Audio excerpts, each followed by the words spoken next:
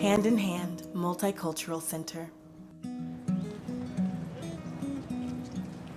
Our family is active and healthy. Now we can make healthier choices. And we can grow up big and strong. We can give her the help she needs. Now we can get through this together. Hand in Hand Multicultural Center. Healthier choices for healthier families. With it being Hispanic Heritage Month, we wanted to highlight another organization with plenty of services that they offer. So with me now is Julie Humphrey, Kazoo Gavin, and Judith Gonzalez. And they are with the Hand in Hand Multicultural Center. You guys are accredited by the Department of Justice. You're the only ones accredited for what?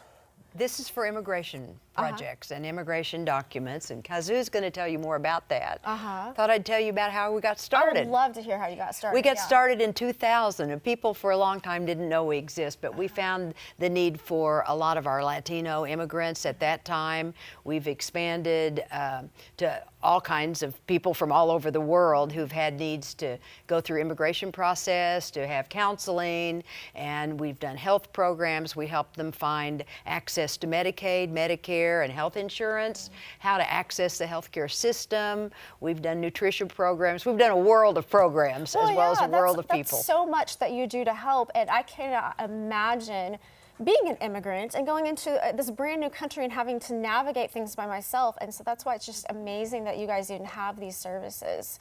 So what exactly, you said you help with documents, visas, like what other kind of things with under that kind of category? So with immigration, we kind of help with anything that would, any kind of immigration benefit that people would want to apply for.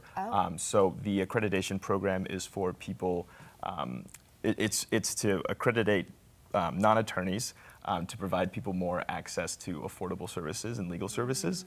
So we just kind of provide legal advice, document preparation, application preparation to help people. Yeah. Now, I would imagine that stuff like that might change through the years too. So being accredited, you would have to like keep up on all the latest. Yes, every day. Yeah. Okay. So then you have some special projects. So let's talk about Salud Project. What is that?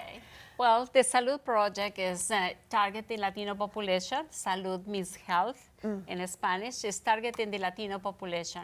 And it's a program where we encourage the families to be healthier, providing for them choices, opportunities in the community, connecting them with community, with partners that we have already in the community that they can, in a way, they have access to better styles of life. Incredible.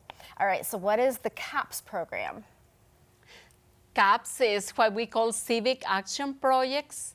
CAPS is enrolling our communities to work together to put together a community project. For example, when we were in the with COVID-19, what we did is helping the families to be able to connect to the computers. A lot of families, immigrant families, they don't have access to internet. We were able to work with the Springfield Public Schools how to get that information, how to put together the information, also how they could have access to vaccinations, or how we tried to put all these projects for them. But the projects, the civic action projects, are projects that they come from the community. It's what they need. They tell us, we need to do this, and it's in the way that we work with them. You see the need and you take care of that need. So there's a lot of other things you do though, interpretation and translation services, professional counseling and evaluation. How does all of that work? Well, one program I certainly wanted to mention is a new one that goes along with all of this, is the No More Violence. Okay. We have some groups that we're working with and partners in the community and outside of the community that have come in to get opinions and experiences with firearm violence, firearm ownership, and to get views from the different cultures, because there's so many different views in that area, and a different opinion than we have as Americans, much different in other countries that where firearms are illegal. But then You mentioned the other translation. We have interpretation. I had someone call me from another organization this morning that a family was here and they were trying to access resources, but they didn't speak English. So we that's where gave you them a jump in. contact that they could Yeah. call and get some help for them to get a home to That's begin incredible. with, and then clothing and food. Yeah. Well, we're barely touching the surface of everything that you do, so I'd love for you to tell our viewers how they can find more information.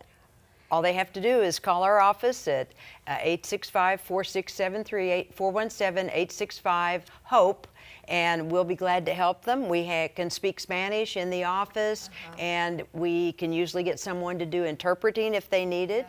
We also have a website at hihmc.org. Okay, thank you all for being here and for the Thank services you. that you provide. It is just amazing because, I mean, without these services, you know, it'd be so hard to navigate.